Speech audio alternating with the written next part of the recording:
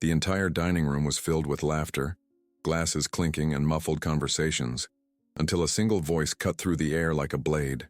It was so loud, so abrupt, that everyone fell silent at once. Gazes turned towards a table in the corner, where a powerful man raised his voice as though the entire world belonged to him. But in that instant, before everyone, someone decided they would no longer swallow silence. And when that person opened their mouth, it wasn't merely a response. It was something so powerful, so unexpected that each word seemed to pierce through the walls and freeze every breath in the room. No one dared move a finger. The entire restaurant was paralyzed, because what was said there changed everything forever.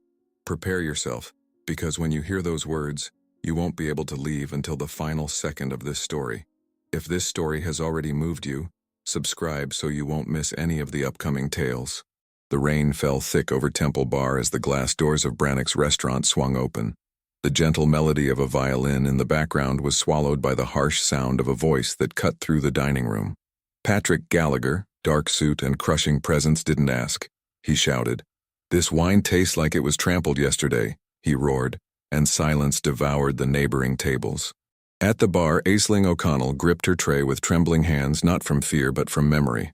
Because that voice, that tone that wounded like a blade, she had heard it somewhere before, long before that night.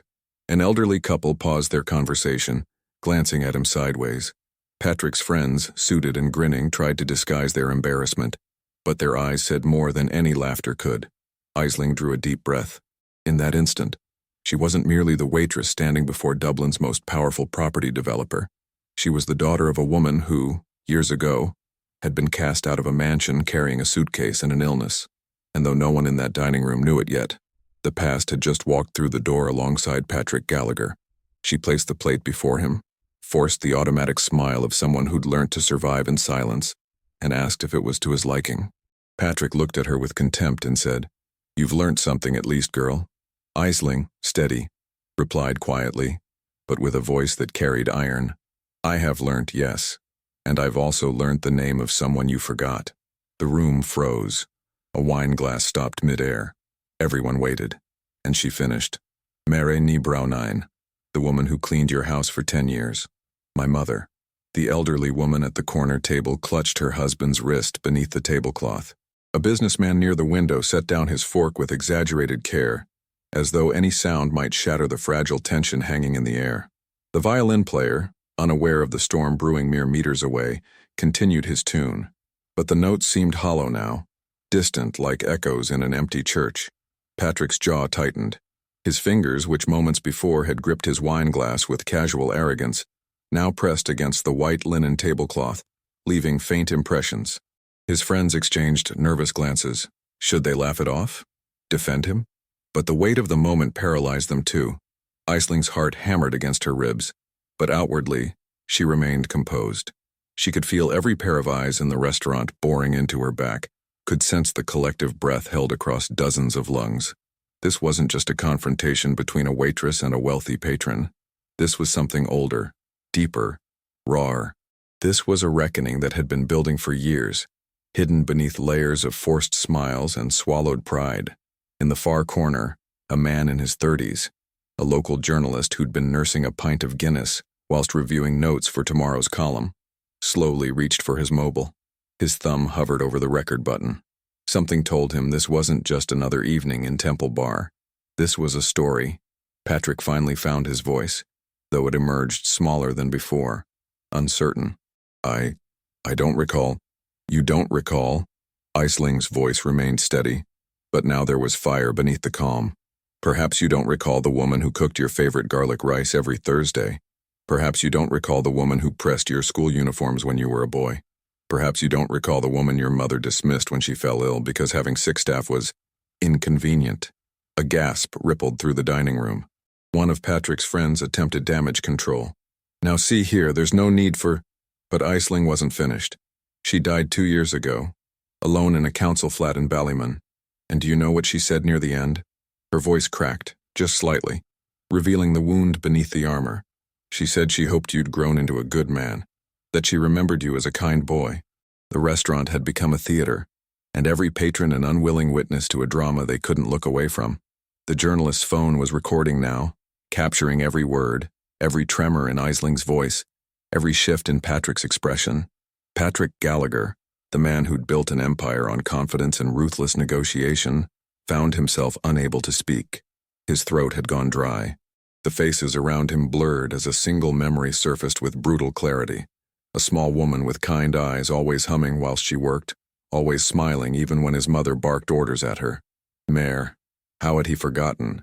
The entire restaurant held its breath, waiting for what would come next. The name echoed like muffled thunder through the dining room. Mayor ni Braunein. Gallagher blinked, trying to retrieve memories he preferred buried beneath figures and crystal glasses. The patrons whispered. The sound of cutlery vanished as though the entire world had held its breath.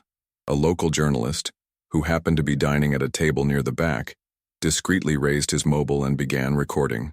Deep in Isling's mind, scenes overlapped. Her as a child sitting on the cold kitchen floor, drawing with charcoal whilst listening to her mother being called by the wrong name. The curt orders, the unreasonable shouting, the silence of dawns when Mayor wept where no one could see. And now, there he was, the same boy who'd grown up imitating his arrogant father, transformed into the man who believed he could purchase respect. Patrick leaned back in his chair, attempting to maintain his composure, but the slight tremor in his fingers betrayed him. Mayor, he murmured, the name foreign on his tongue after so many years. Isling leaned forward, never lowering her gaze. Yes, Mrs. Braunein, the woman you and your mother dismissed when she fell ill, the same woman who cooked the garlic rice you adored, the very rice that now lacks flavor for you. The room grew heavier still, and it was then that Patrick set down his fork and whispered, "This. No one needed to know about this." The words hung in the air like a confession of guilt. One of his dinner companions, a stocky man with a florid complexion, shifted uncomfortably in his seat. Another stared intently at his plate, as though the pattern on the china had suddenly become fascinating. They were men accustomed to power, to controlling narratives, to ensuring uncomfortable truths stayed buried. But here, in this modest restaurant with its worn wooden floors and faded photographs of old Dublin on the walls, the truth had clawed its way to the surface. Isling felt a strange sensation wash over her. Not triumph exactly, but something close to relief. For years she'd carried her mother's story like a stone in her chest. Every shift she worked, every demanding customer she served with a smile, every humiliation she'd swallowed in silence, it had all been building to this moment. And now that the words were spoken, now that the truth existed outside her own heart, she felt lighter somehow, freer, but she also felt afraid. Patrick Gallagher wasn't just any man. He owned half of Temple Bar, had politicians on speed dial, could make or break businesses with a single phone call. The restaurant where she worked, Brannock's, rented its premises from one of his holding companies. Her manager, Sean, a decent man with 3 children and a mortgage, relied on staying in Gallagher's good graces. By speaking out, Isling hadn't just challenged a powerful man. She'd potentially put jobs at risk, her own included. The journalist in the corner was still recording, his expression carefully neutral but his eyes bright with the gleam of someone who'd stumbled onto gold. This would be everywhere by morning. Facebook groups, Twitter, the evening news. Daughter of dismissed housekeeper confronts millionaire developer. The headline practically wrote itself. Patrick's face had gone pale, but now a flush of color began creeping up his neck. Whether from shame or anger, Isling couldn't tell. Perhaps both. He cleared his throat, and when he spoke again, his voice was low, controlled, dangerous.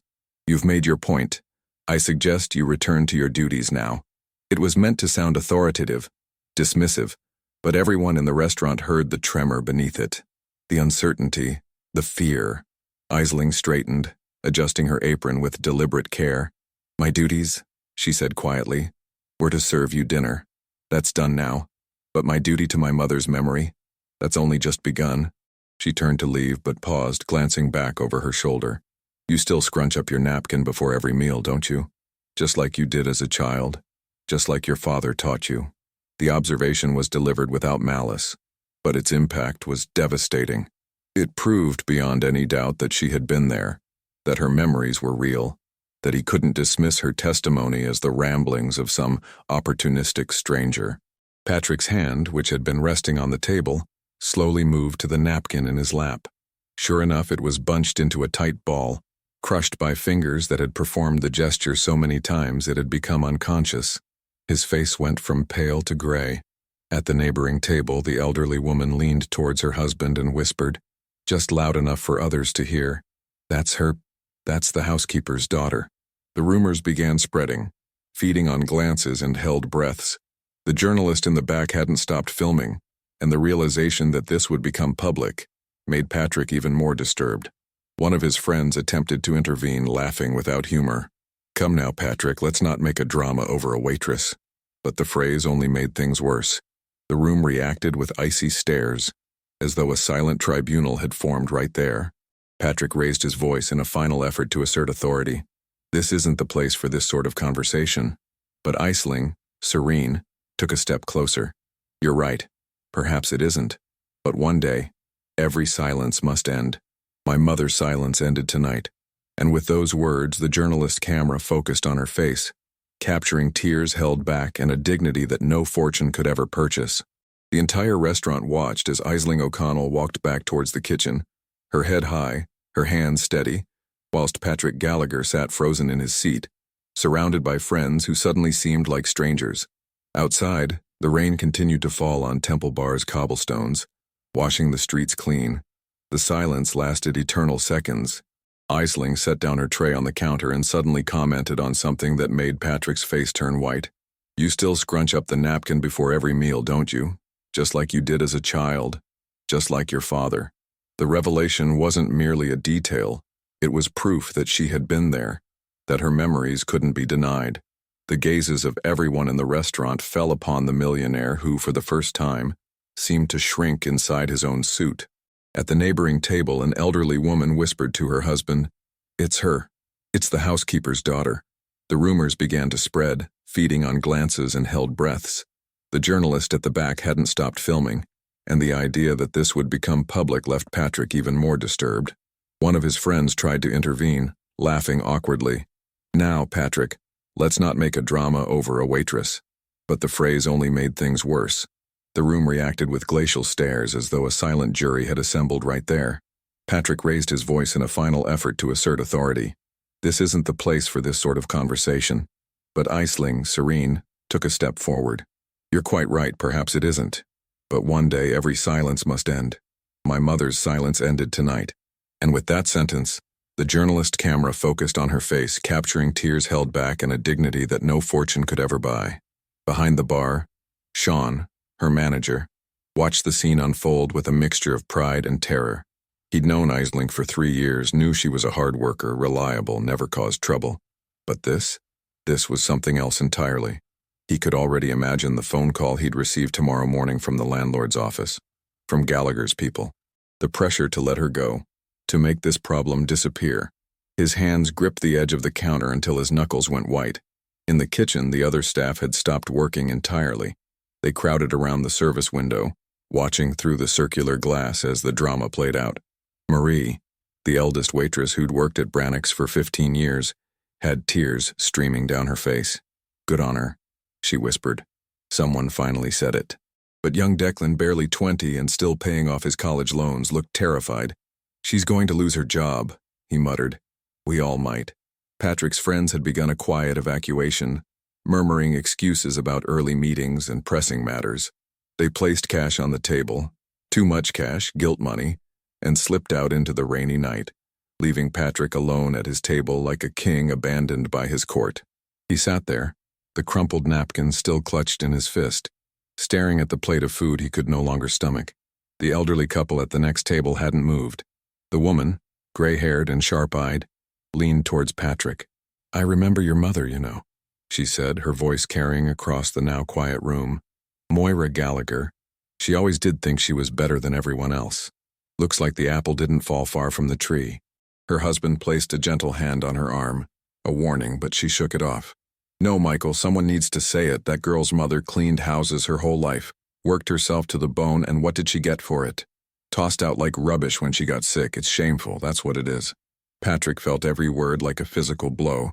He wanted to stand, to defend himself, to explain that he'd been young, that it had been his mother's decision, that he hadn't understood the full weight of what had happened. But the words wouldn't come, because deep down, beneath all the rationalizations and excuses, he knew the truth. He had understood. He'd known it was wrong, and he'd done nothing. The journalist, still recording from his corner table, captured every moment. Patrick's isolation, the elderly woman's rebuke, the way Aisling stood by the kitchen door with her arms wrapped around herself, as though holding her own pieces together. This wasn't just a viral video anymore. This was a cultural moment, a crystallization of every power imbalance, every injustice, every time the wealthy had trampled over the vulnerable and expected silence in return. Patrick finally stood, his movements slow, mechanical. He reached for his wallet, pulled out several large notes, far more than the meal cost, and placed them on the table. He looked towards Aisling one last time. Their eyes met across the dining room. In that moment, something passed between them. Not quite understanding, not quite forgiveness, but perhaps the first fragile thread of recognition. He saw her not as a waitress, but as a person, as someone's daughter, as a woman with memories and pain and a story that mattered. And she saw him, perhaps for the first time, as something other than a villain. She saw the boy he'd once been, the boy her mother had known, before power and privilege had calcified around him like armor. But it was too late for any of that now. The video was already uploading. The damage was done. And by morning, all of Dublin would know the name, Mary Ní Bronagh. Patrick walked to the door, his footsteps echoing in the silent restaurant. As he pushed it open, the cold rain hit his face, and he heard Aisling's voice one last time. Soft but clear. She used to pray for you, you know. Every night. She prayed you'd be happy. He didn't turn around. He couldn't. He simply walked out into the Dublin night, leaving behind a restaurant full of witnesses and a truth that could no longer be buried. By the following morning, Dublin was already murmuring. The video circulated through WhatsApp groups, on local radio stations, and across opinion pages. The housekeeper's daughter who silenced Gallagher. The headline blazed across neighborhood blogs. The image of Patrick, pale and mute before a waitress, corroded the myth of the untouchable man. At the restaurant, colleagues whispered amongst themselves, divided between admiration and fear of the consequences. Aisling, whilst putting on her uniform, felt the weight of her choices. There was no going back. The truth had escaped, and now it flew alone through the city's streets. However, along with strength came doubt. What would Gallagher do in retaliation? He was too powerful, owner of properties that sustained entire families. A single move from him could cost her job and that of many others there.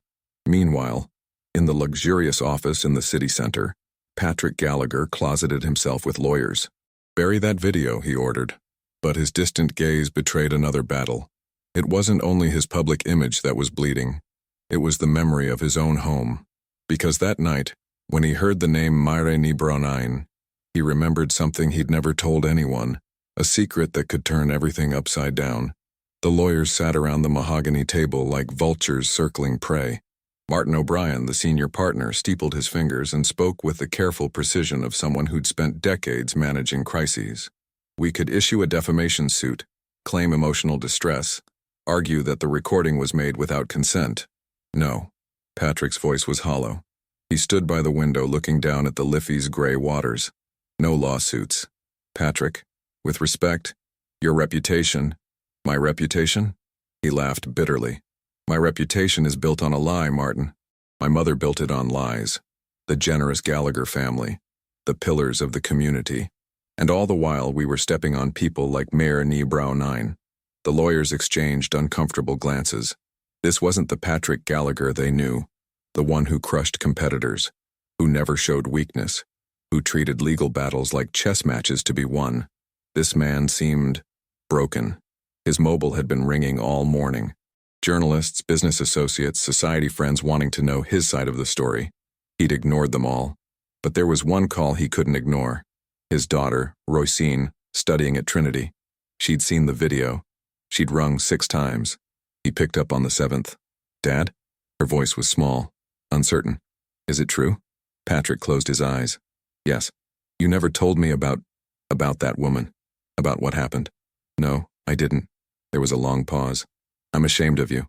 The line went dead. Patrick stood there, mobile still pressed to his ear, listening to the silence that had replaced his daughter's voice. It was a different kind of silence than the one in the restaurant. This one came from inside, from the places where love used to live. Back at Brannock's, the lunch service was in full swing, but the atmosphere had changed.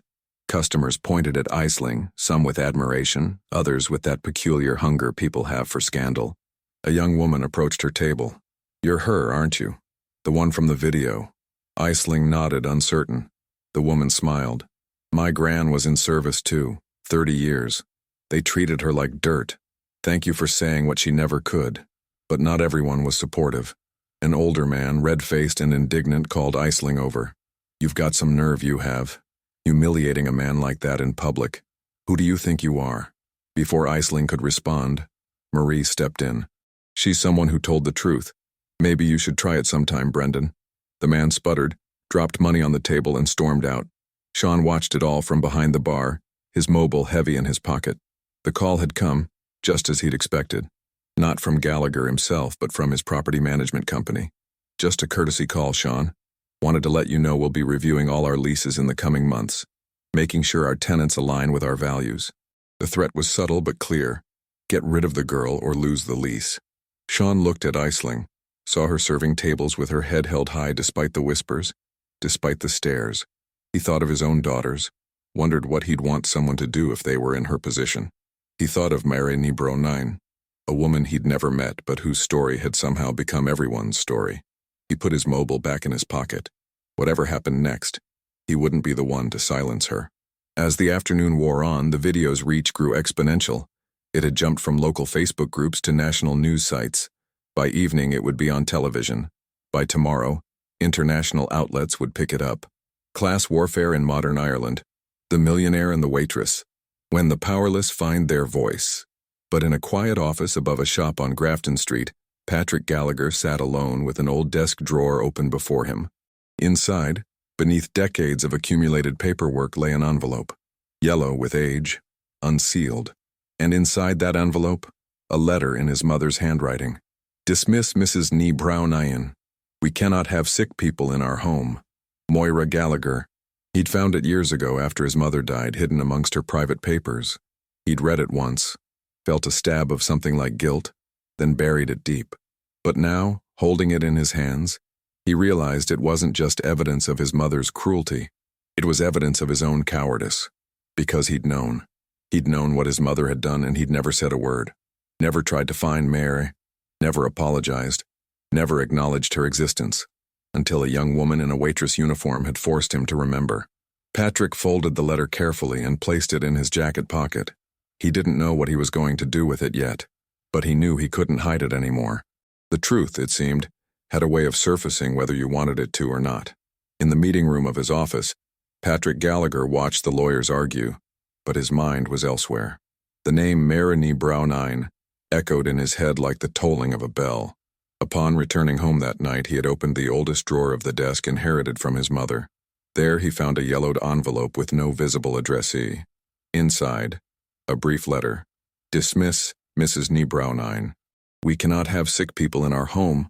Signed Moira Gallagher, his own mother. The memory struck him like a punch.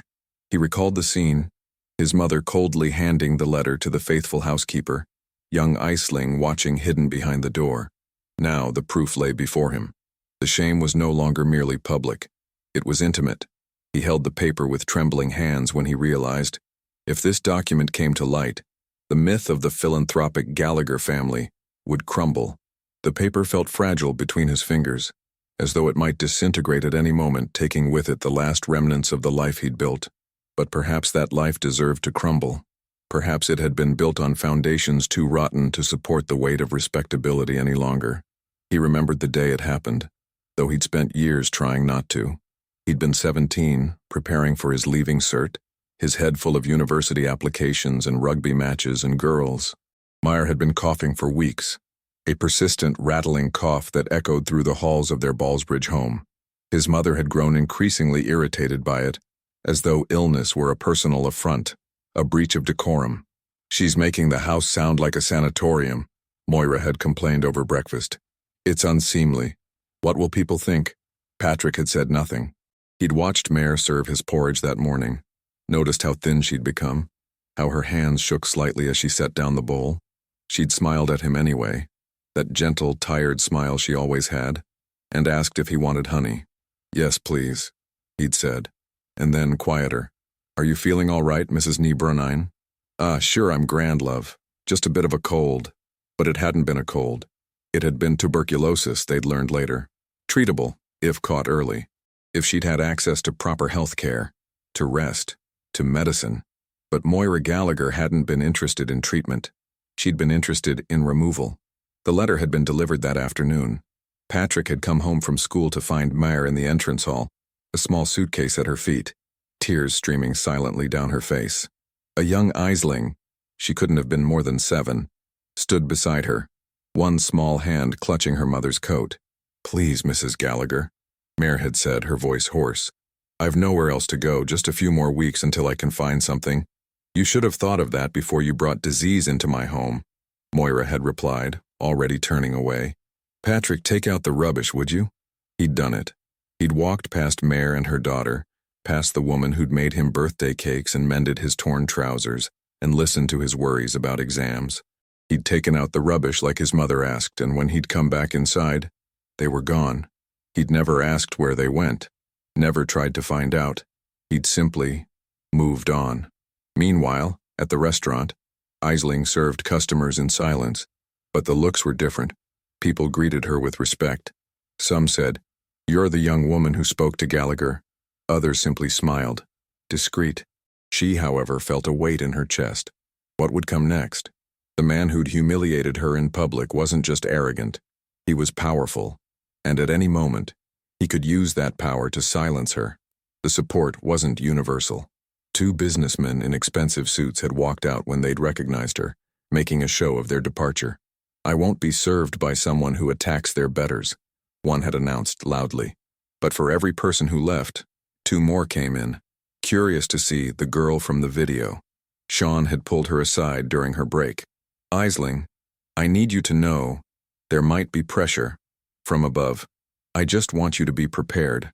She'd nodded, understanding immediately what he wasn't saying. "You want me to quit?" "No." His voice was firm. "I want you to be ready, because I'm not letting them bully you out of here. Not without a fight." The kindness in his eyes had nearly undone her. She'd blinked back tears and squeezed his hand. "Thank you." But gratitude couldn't pay the rent, couldn't protect her from the machinery of wealth and influence that was surely grinding into motion against her. She'd been naive to think that speaking out would be consequence-free. She'd wanted justice, wanted her mother's name remembered with dignity. But perhaps all she'd done was paint a target on her own back. That evening, as she walked home through the lamplit streets of Temple Bar, she felt eyes on her. A young couple nudged each other and pointed. An older woman stopped her, gripping her arm. "You're very brave, love. Don't let the bastards grind you down." But bravery, Aisling was learning, was just another word for terrified and doing it anyway.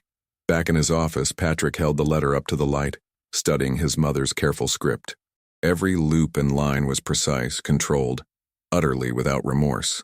This was who his mother had been, someone who could destroy a life with a few penned sentences and never lose a night's sleep over it. And he was his mother's son. The thought sat heavy in his chest. How many people had he hurt over the years? How many families had he displaced with his development projects? How many workers had he underpaid? How many complaints had he dismissed? How many inconvenient truths had he buried? He'd told himself it was just business. That was what powerful people always told themselves, wasn't it? Just business. Nothing personal. But Moira Nebronijn's face, remembered after all these years, gave lie to that comfortable fiction. Everything was personal. Every decision had a human cost. Patrick stood abruptly, startling the lawyers who'd been droning on about liability and public relations strategies. "I need to see her," he said. "Who?" Martin asked. "Aisling O'Connell, the waitress. I need to see her." The lawyers exchanged alarmed glances. "Patrick, that's a terrible idea. Any direct contact could be construed as intimidation, harassment. I don't care." He was already reaching for his coat. "This ends tonight.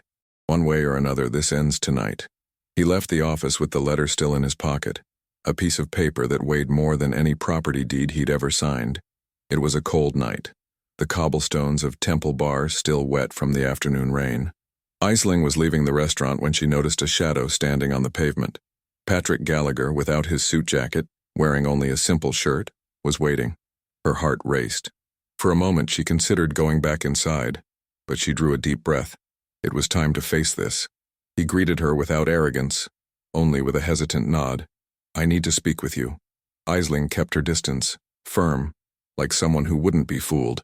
He then drew from his pocket a folded paper, the letter. "It was my mother who signed this.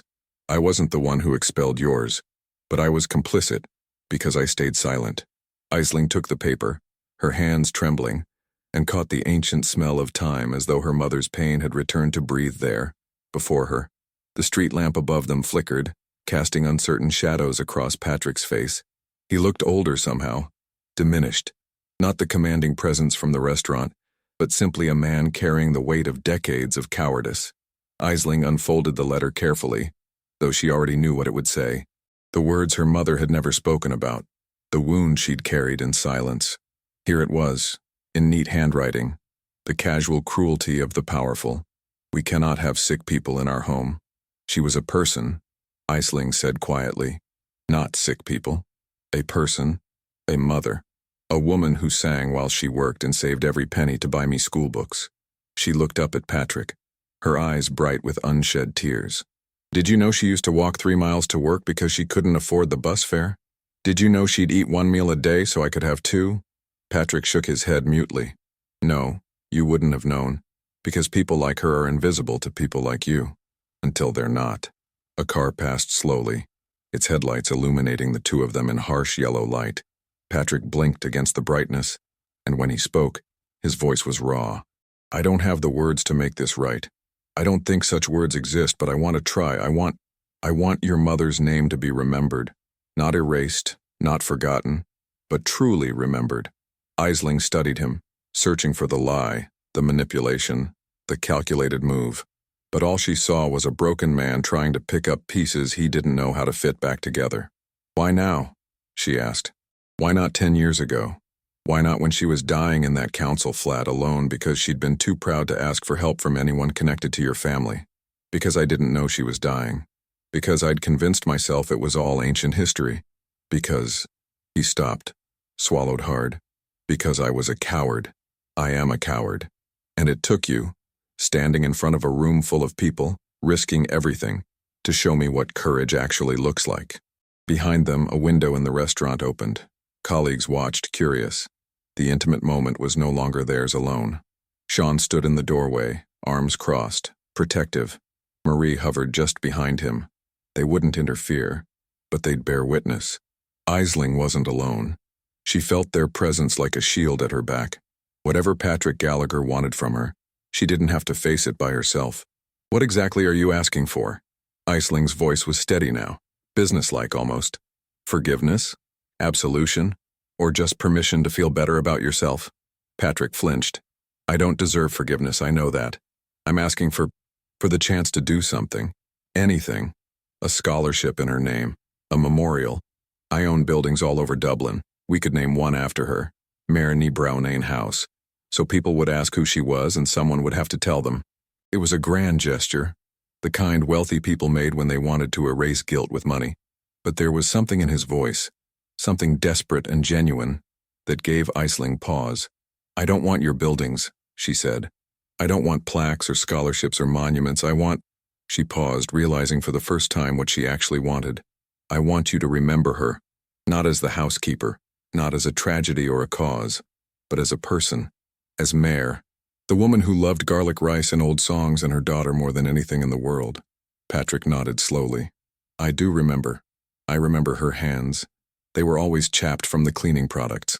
I remember she hummed The Parting Glass whilst she ironed.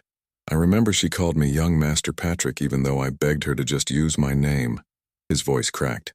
"I remember, and I am so sorry that I pretended I didn't."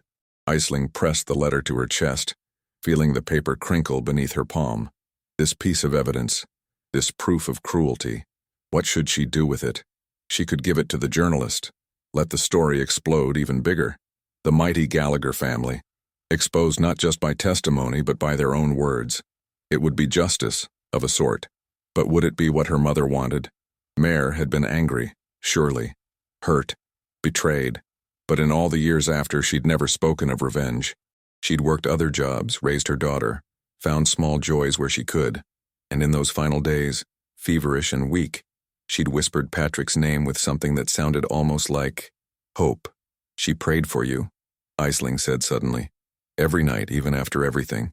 She'd say, may young Patrick find his way. I never understood why. I thought she was mad to waste prayers on you. Patrick's face crumpled.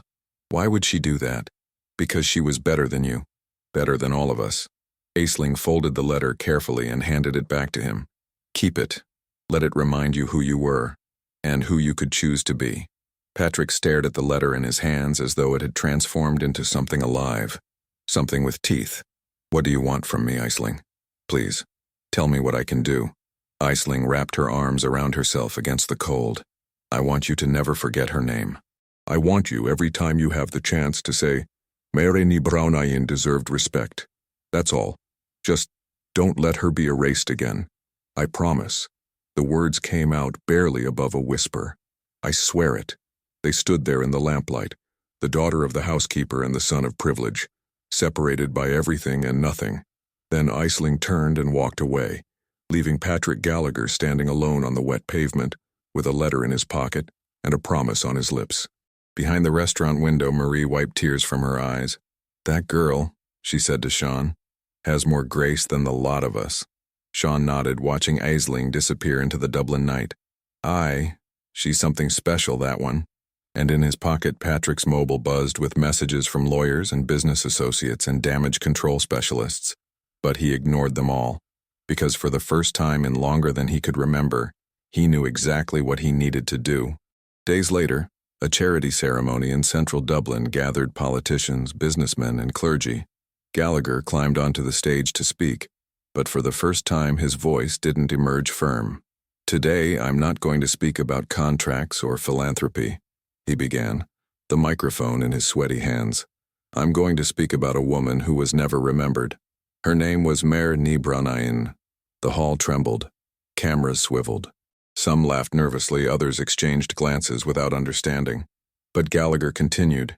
It was my mother who dismissed her when she fell ill. I grew up witnessing this and repeated the same arrogance.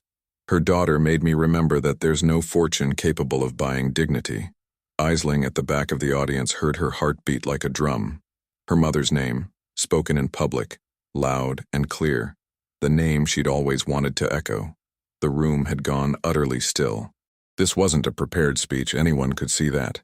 Patrick's hands shook as he gripped the podium. His voice wavered, broke, steadied again. This was a man stepping off a cliff, not knowing if there was ground below. A bishop in the front row leaned forward, his expression unreadable. A TD from Dún Laoghaire whispered urgently to her aide. At a table near the bar, a property developer Patrick had known for 20 years stood abruptly and walked out, disgust written across his face. The scrape of his chair echoed through the silence, but Patrick didn't stop. Mary ni Braunayin worked in our home for 10 years. She cooked our meals, cleaned our floors, pressed our clothes, and when she became inconvenient, when illness made her human rather than simply useful, we cast her aside. My mother did this, and I did nothing. He paused, his eyes finding Aisling's across the crowded room. Her daughter works as a waitress at Brownix in Temple Bar. Some of you may have seen the video. You may have laughed at it, shared it, used it as gossip fodder at dinner parties. But that young woman did something I've never had the courage to do. She told the truth. She refused to let her mother be forgotten. A woman in an expensive dress dabbed at her eyes with a napkin. A young journalist in the press section typed furiously on her laptop, capturing every word. The atmosphere had shifted from shock to something else, something raw and uncomfortable and real. I stand here tonight as proof that wealth doesn't equal wisdom, that success doesn't equal decency, that all the property in Dublin can't buy back a single moment of kindness I failed to show. Patrick's voice grew stronger now, finding its rhythm. Mare ni Braunayin deserved better. From my family. From me. From a society that allows people to be discarded when they're no longer convenient. At the back of the room, Aisling felt tears streaming down her face. Not tears of grief, but something else. Something like release. For years, her mother's name had existed only in whispers, in private memories. in the small spaces where powerless people told their stories to each other. But now it rang out in a hall full of Dublin's elite, spoken by the man who'd helped erase it. But there was something Patrick didn't know. The journalist who'd filmed the scene at the restaurant was also there, and his article would appear in the morning with the headline emblazoned, "Millionaire apologizes in public and reveals family sin." The city would speak of nothing else. Sean, who'd come to the event at Isling's request, stood beside her. "That took guts," he murmured. "Foolish, maybe, but gutsy." "Will it change anything?" Isling asked. Sean considered. "For him, perhaps. For others like him, that remains to be seen. But for your mother's memory, aye, that's changed already." The applause, when it came, was scattered and uncertain. Some people clapped enthusiastically, those who'd recognized the courage it took or who had their own buried shames. Others sat in stony silence, offended by this breach of decorum, this airing of private failings in public space. Patrick descended from the stage to a mixture of congratulations and cold shoulders. The bishop approached him, face grave. "That was either very brave or very foolish, Patrick. Time will tell which." "Does it matter?" Patrick asked. The bishop smiled slightly. "I suppose not. God sees the heart, not the headlines." But it was the headlines Patrick would have to live with. As the evening wound down and guests departed in clusters of gossip and speculation, Patrick found himself alone near the coat check. His mobile had been buzzing constantly. Messages from business partners distancing themselves, from competitors sensing blood in the water, from old friends he hadn't spoken to in years offering words of support or condemnation. He ignored them all and walked outside into the Dublin night. Isling found him there, standing beneath a street lamp, looking lost. "That was something," she said quietly. He turned, and she saw his eyes were red. "Was it enough? Can it ever be enough?" "I don't know," she answered honestly. "But it was something, and something is more than nothing." They stood in silence for a moment, two people from different worlds who'd collided in the most unexpected way. "The thing is," Patrick said slowly, "I thought the hardest part would be saying it, admitting it publicly. But that's not the hard part at all." "No? No. The hard part is what comes after. Living with it. Changing. Actually being different." He looked at her directly. "I don't know if I can do that. I've been the person I am for so long. Then become someone else." Isling said simply, "My mother did. After you cast her out, she had every reason to become bitter, vengeful. But she chose grace instead. Every single day she chose it. And if she could do that with nothing, surely you can manage it with everything." The words struck him like a physical blow. He nodded slowly, unable to speak. Isling turned to leave, then paused. "The journalist from the restaurant, he's going to write about tonight. It'll be everywhere by morning, just so you know." "Good," Patrick said, surprising himself. "Let it be everywhere. Let everyone know what we did. What I did. Maybe." He trailed off. "Maybe what?" "Maybe if enough of us admit what we've done, what we've been complicit in, maybe things can actually change. Maybe your mother's story can mean something beyond just my personal redemption." Isling studied him for a long moment. "Don't make her into a symbol, Mr. Gallagher. She was a person. Keep her that way." "I will," he promised. "I swear I will." And as she walked away into the Dublin night, Patrick Gallagher stood alone beneath the lamplight, a man who'd built an empire but lost his soul trying to figure out how to become human again. That same night, after the ceremony, Gallagher found Isling on the side street of the theater. He walked towards her without security guards, without masks. "I can pay for your education. I can buy you a house. I want to make amends." Isling interrupted him with tears trapped in her eyes. "I don't need your money. I only need one thing." Gallagher swallowed hard. "What?" She raised her gaze firmly. "I want you to never forget her name. Whenever you have the chance, say, Mare ní Brownain deserved respect. That's all." He closed his eyes, his voice failing. "I promise." And he walked away in silence, knowing that no check could ever carry the same weight as that promise. The street was nearly empty now, the theater crowd having dispersed into taxis and towards late-night pubs. A street musician played a mournful tune on a tin whistle a few doors down. The music drifted between them, filling the spaces where words couldn't reach. Patrick wanted to say more, to explain himself, to somehow make her understand the depth of his remorse. But he'd learned finally that some things couldn't be explained away. Some debts couldn't be paid with words or money or grand gestures. Some wounds could only heal through time and consistent action, through being, day after day, a better person than you were. Why? He asked suddenly. Why forgive me at all? You have every right to hate me, to want my destruction. Why offer me this grace? Aisling wrapped her coat tighter around herself against the cold. I'm not forgiving you for your sake, Mr. Gallagher. I'm doing it for mine. Hatred is heavy. I carried it for years and it nearly broke me. My mother taught me that the greatest revenge against those who hurt you isn't destruction. It's becoming someone they could never break. Someone who chooses kindness even when cruelty would be easier. She paused, looking up at the stars barely visible through Dublin's light pollution. Besides, you're going to have to live with what you did.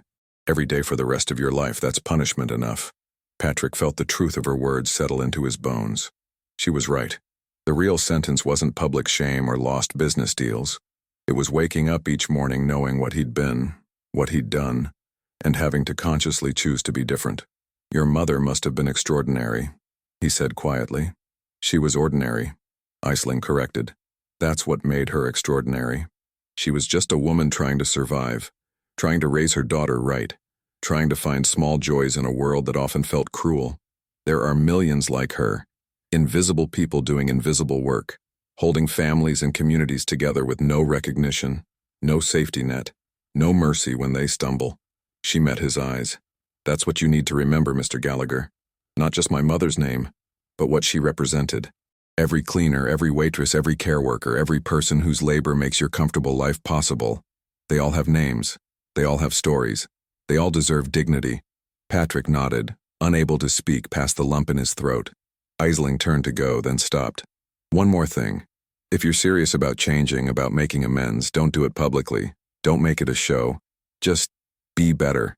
Treat people with respect. Pay fair wages.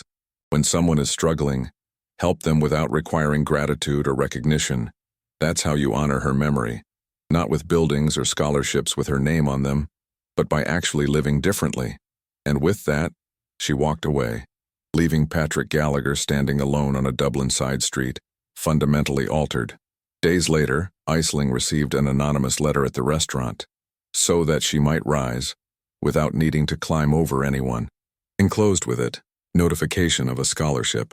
There was no signature, but she knew where it had come from. She smiled, her heart warm. In the dining room, customers whispered. Colleagues exchanged glances, but she didn't need to explain anything.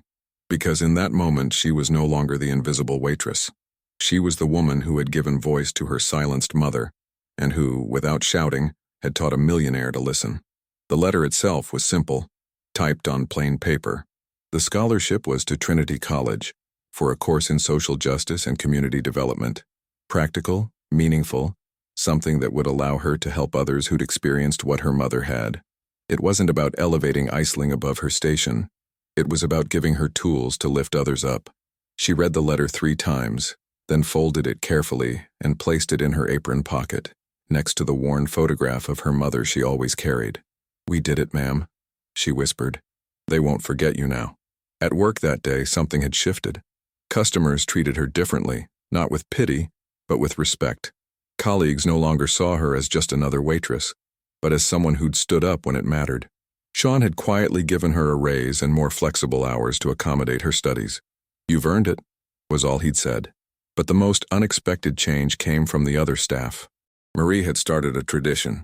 Each shift began with someone saying the name of a family member who'd worked service jobs, who'd been overlooked, who deserved remembering. My mother, Catherine O'Brien, cleaned offices for 40 years. My uncle, James Murphy, drove buses through ice and snow. My grandmother, Bridget Walsh, took in washing to feed her children. A memorial of the ordinary, a testament to the invisible. Word spread beyond the restaurant. Other establishments began similar practices. A movement grew quietly without fanfare, workers honoring workers, the powerless giving each other the recognition society denied them. And Patrick Gallagher kept his promise. Not publicly, not performatively, but consistently. When asked about his success at business meetings, he'd mention the people whose labor had built his empire.